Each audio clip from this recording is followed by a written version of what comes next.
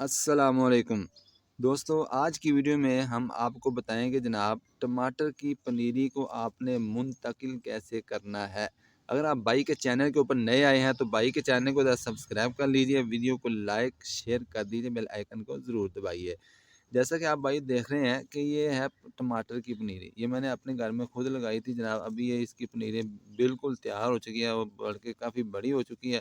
یہاں سے آپ چھوٹی چھوٹی پنیری بھی نظر آ رہی ہے۔ یہ کچھ درمیانے پودے ہیں، کچھ یہ بڑے ہیں، کیونکہ پہلے سردی زیادہ تھی اور اسموگ تھی، دھند تھی، کورا پڑ رہا تھا، اس لیے میں نے ان کو یہاں پہ منتقل نہیں کیا تھا۔ تو ابھی ان کو جناب منتقل کرنے کا وقت آ چکا ہے۔ تو اگر آپ بھی اسی طرح سے اس کو لگانا چاہتے ہیں تو آپ نے جناب اس کو اس طریقے سے جڑوں سمیت یہاں سے نکال لینا ہے۔ آپ دیکھ سکتے ہیں، یہ دیکھ لیجئے جناب، یہ اس کی جڑیں ہیں، یہ دیکھ لیجئے۔ اس طریقے سے آپ نے یہاں سے اس کو پنیری کو نکال لینا ہے جڑوں سمیت۔ آپ کوشش کریں کہ ان کی جو جڑیں ہیں وہ اس کے ساتھ ہی آئیں، کیونکہ اگر جڑیں ختم ہوگی تو پھر تو آپ کو پتہ ہے کہ معاملہ ہی ختم ہو جاتا ہے۔ یہ دیکھ لیجئے، یہ اس کاچی بھی تھوڑی تھوڑی ساتھ ہے، آ جائے تو زیادہ بہتر ہے، کیونکہ جو آپ منڈی سے لے کر آتے ہیں وہ اس کی بھی صورتحال ایسی ہی ہوتی ہے۔ تو اس طریقے سے آپ نے جناب اس کو اکھیل لینا، پھر آپ نے دوسری جگہ پہ کیسے منتقل ہے وہ میں آپ کو بتا۔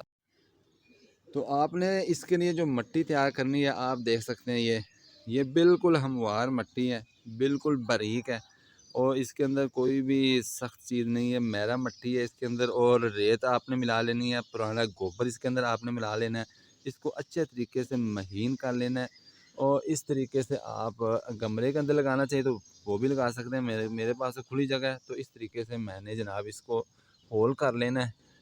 ہول کرنے کے بعد آپ یہ پنیری آپ کے پاس پڑی ہے، تو اس طریقے سے آپ نے اس کو تھوڑا سا منتقل کر دینا ہے، کیونکہ یہ پودے کافی بڑے ہیں۔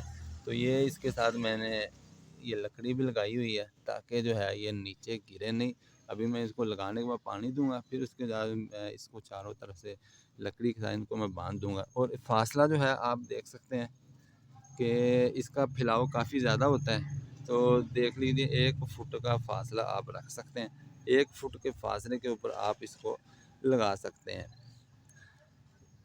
اس طریقے سے آپ نے ان کو منتقل کرنا ہے، اور اس کو لگانے کے بعد آپ نے یہ جو جگہ ہے نا، اس کو آپ نے اچھے طریقے سے دبا دینا ہے، اور جڑیں ساری اس کی نیچے چلی جائیں تاکہ اگر دھوپ لگے تو یہ خشک نہ ہو، کیونکہ یہاں سے اگر آپ دبائیں گے نہیں تو پھر جب آپ پانی دیں گے تو پھر یہ گر جاتا ہے۔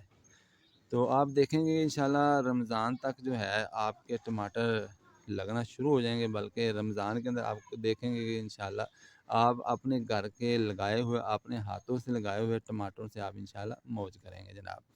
تو اس طریقے سے آپ لگائیں، اس کے بعد جناب آپ نے اس کو پانی دے دینا ہے۔ پانی دینے کے بعد انشاءاللہ آپ دیکھیں گے کہ 1-2 دن میں یہ پودا جو ہے سٹیبل ہو جائے گا۔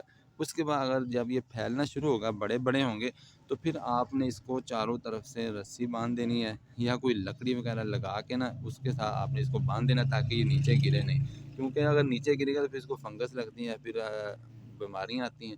تو یہ فنگس سے محفوظ کرنے کے لیے اس کو باندھنا ضروری ہے۔ اس طریقے سے آپ ٹماٹر لگائیں، انشاءاللہ اللہ آپ کو نظر دے۔